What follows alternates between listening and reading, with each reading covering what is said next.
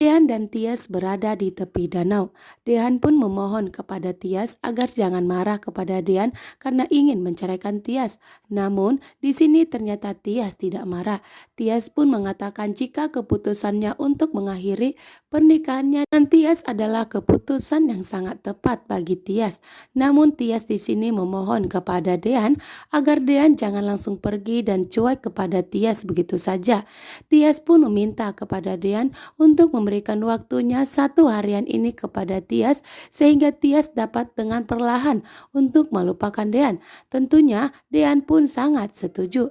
Tias mengatakan sebelum keputusan pengadilan perceraian Tias dan Dean keluar, maka Tias ingin sekali menikmati momen-momen di mana saat Dean dan Tias selalu bersama dan Dean selalu memberikan kelembutan kepada Tias. Dan saat ini Dean pun tentunya sangat setuju. Dean akan memberikan waktu kepada Tias sebelum surat pengadilan keluar bahwa Dean dan Tias resmi bercerai. Tias pun mengakui kepada Dean bahwa Tias sangat sulit untuk melupakan Dean. Bahkan saat ini Dean masih menganggap bahwa Dean masih ada di sisinya, akan selalu menjadi garda terdepannya. Dean pun tersenyum bahagia setelah mengetahui isi hati dari Tias. Ternyata di sini Dean dan Tias pun sedang berduaan di bawah teduhnya suasana yang membuat Dean dan Tias semakin terlihat bahagia.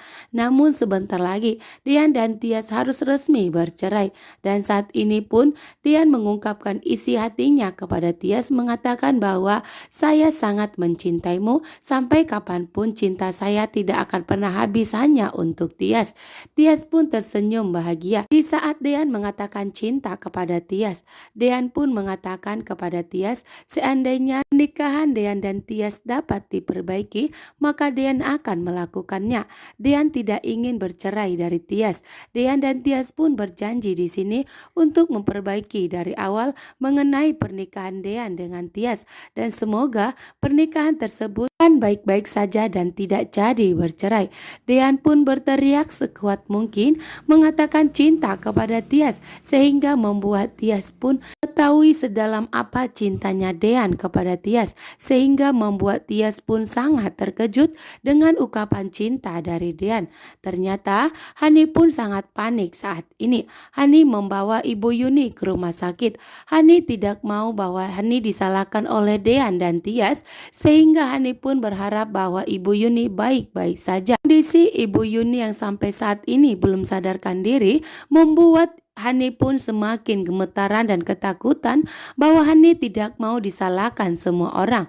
Dan ternyata saat Hani membawa Ibu Yuni ke rumah sakit, Pak Sigit dan Tante Wulan pun ada di rumah sakit dan menanyakan kepada Hani apa yang terjadi.